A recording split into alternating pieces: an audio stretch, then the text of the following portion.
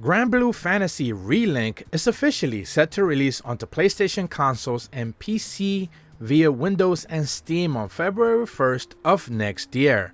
And today I wanted to provide you guys with everything you need to know regarding this highly lauded titles that has been in development hell for many years. Cygames finally started to provide us information, and after Tokyo Game Show there has been a bevy of different streams providing us with not just brand new amazing looking gameplay but also plenty of brand new details. So in this video I wanted to do a little bit of an overview for those who may not necessarily know what to expect, because the only other Granblue title has on consoles at the very least has been just a fighting game, Rising Versus, and of course the mobile games that were out in Asia for a few years ago by now. So those new to Relink basically need to know that this is a traditional action RPG game where you're gonna be doing something of a standalone experience, a single player main focused experience. Not only do you have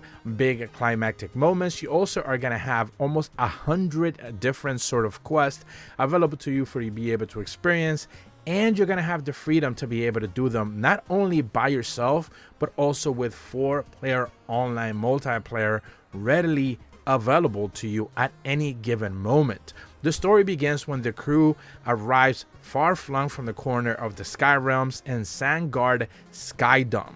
And as you make your way through the different realms, you're going to be able to experience many primal beasts or ancient god creatures who protect many of the Sky Islands, some of which are through just sheer defense mechanisms, but others because they are being sent there to hunt you down. You will meet people and face a myriad of different challenges that engulf the entire kingdom, and this is pretty much the entire premise of the story that is explicitly unique for this specific title.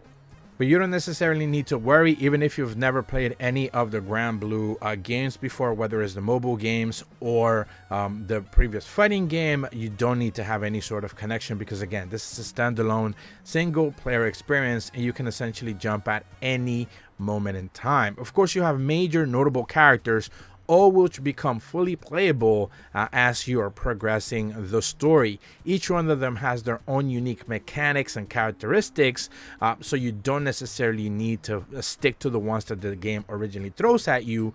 You can pretty much add them to your party, test them out, and see if you like their gameplay style. Many of them will use short weapons, heavy weapons, ranged weapons, whatever it is that you want. In typical action game fashion, you will find the setup that you want, and that is because you're going to have access to 4 available characters to control and swap at any given time. So you don't necessarily need to be forced to have a very specific setup. One of the things that a lot of people have been wondering is if, for example, there's like a powerful set of characters that are going to be more overarching or more powerful than others, and the developers have assured everyone that is not going to be the case.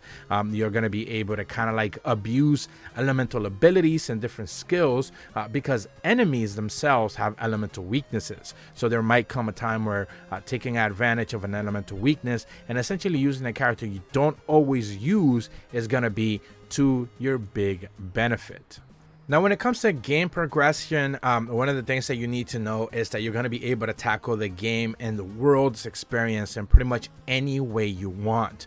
There is a main story that is going to be unlocking certain sections of the world, but at the same time, many of the side content is also going to be not necessarily mandatory, but it's going to be things that you kind of want to do because they're just going to be so pivotal to the story, not necessarily just for the main characters, but the side characters that, of course, are going to eventually become part of your team. And like I mentioned at the top of the video, not only do you have access to online multiplayer, where you can essentially choose to do any one of these quests online with other people, you're going to be able to do them by yourself as well. As you traverse any one of the given towns, which there's going to be plenty of, you're going to be things that you're going to be able to collect there, but eventually you're going to be able to come across a character that has a guild tab available to it. As you walk up to it, you're going to be able to unlock the parties or meetup option, and you can pretty much unlock the ability to be able to play with players online. You are then thrusted upon the quest in and of itself, and the engagements begin, whether it is just a standalone fight against one specific enemy, which you should be able to see some of that gameplay there, or it's an actual, make your way through, the grunt type enemies or whatever the case is, and eventually through the big boss. All of those quests are going to be available there. Every single piece of the game's content is going to be something you're going to be able to do either alone or with other players. When it comes to combat, though, one of the things you need to know is that, of course, you're going to have basic combo attacks. Each, again, one of the players has a different weapon style, so they're all going to be very different and very fluid in their very own unique way. And then you also have a couple of different unique attacks. You have active skills that will actually power up the more higher combo link you end up kind of like progressing. You're going to notice that on the right side of the screen, but then you also are going to have unique attacks. If you like hold the bumper L1, R1, whichever one you set up in your controller, you're actually going to be able to execute limited time abilities. These are going to have a different set of cooldowns than the other active ones that you have on your typical weapon combos, and those are going to be a little bit more powerful. They're going to be AoE, they're going to be heal focused, they're going to be whatever it is. Then on the left side of the screen, you should be able to see, as you see some of the combat gameplay, that you have items that you're going to be able to activate at any one moment.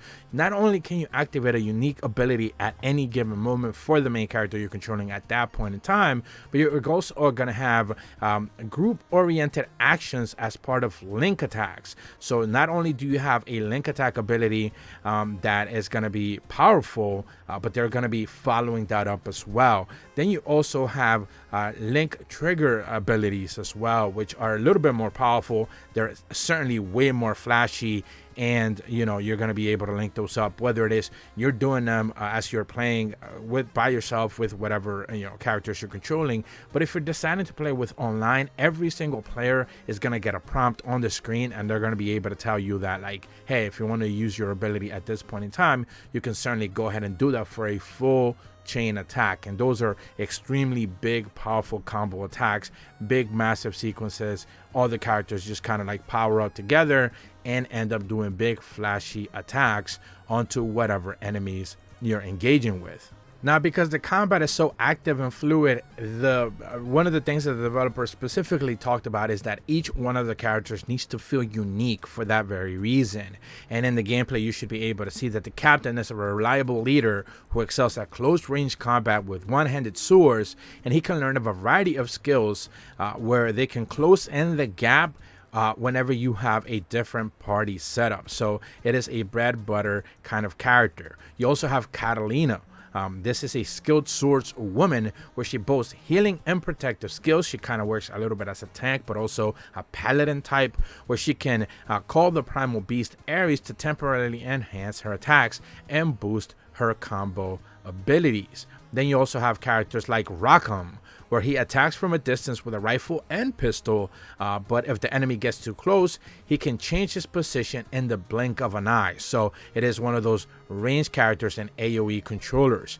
Io wields a wide variety of spells and support abilities that hinder many enemies, and once she puts some distance between herself and her targets, she can pump out some truly destructive damage. You actually get to see a big kind of like AoE attack that she can do as enemies are just instantly pummeled by her power. You also have Ugin, an old mercenary who specializes in precision from firing in the distance, as he can aim at specific weak spots for any one of the enemies, essentially doing pierce damage.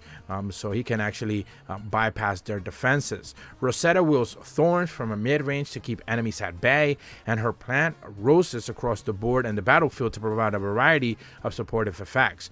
She'll essentially drop in like little healing trees around the map, and you can actually touch those to be able to heal yourself automatically.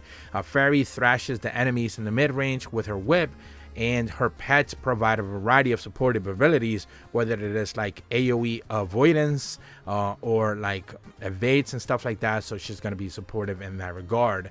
Lancelot is an agile knight who specializes in the evasion of overwhelming his foes with a flurry set of attacks and the dual blades, and this is one of the more popular characters, of course, because dual wielding. Vayne is a loyal knight who shrugs off different enemy attacks, another tank type.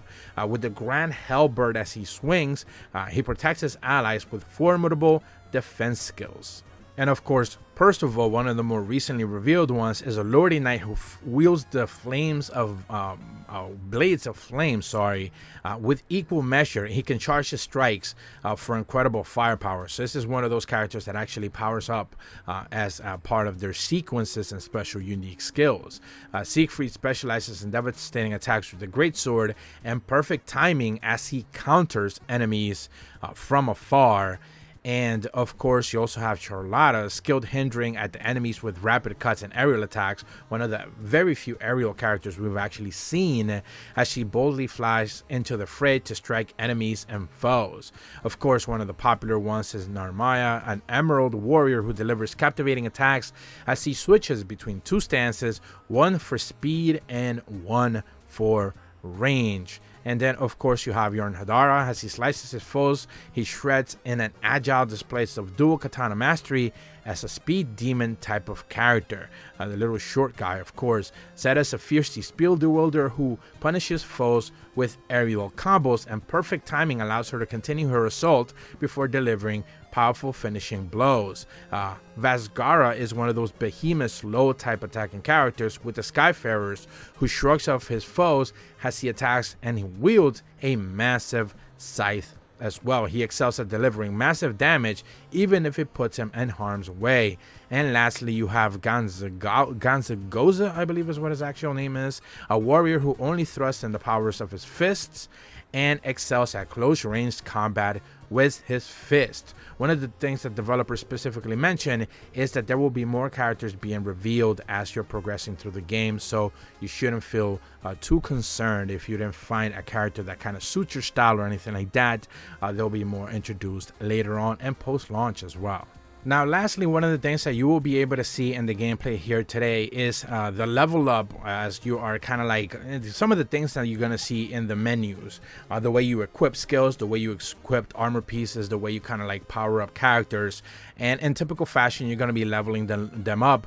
And each one of the characters has an upgrade tree option. You're going to be unlocking different masteries for each one of the characters as you level them up and progress them along. Things like +1 to critical, +5 to health percent, you know, whatever the case is. Each one of the characters has a unique skill tree, but they're not limited to just one specific version of themselves. They have different branching paths, so you're going to be able to power them up in that regard. The more skills you learn, the powerful they become, of course. And when it comes to the actual skills, it is believed as of right now that there's going to be 6 unique skills unlockable for each one of the characters. However, only 4 can be equipped at any one time, so you're going to have some sort of freedom to maximize each one of those unique skills. And of course, like I mentioned before, and something you should be able to see in the gameplay there, is that each one of the characters has an element tied to them. Some of them are ice-based, lightning-based, earth-based, dark-based, fire-based, etc. And you're going to want to mix and match some of those up. Each one of the characters are going to have swappable skills, and different versions of those skills can be attained as you progress through the story. So some of even the side quests and the side quest abilities are going to be available there to let you have access to some of those unique skills. At the same time, you're also going to be able to vary and equip specific traits for certain unique skills based on the weapons you choose to equip. Some of the weapons might specifically focus on like powering up one unique skill, while some weapons are going to focus on powering up the overall, like 5% attack damage or something along those lines.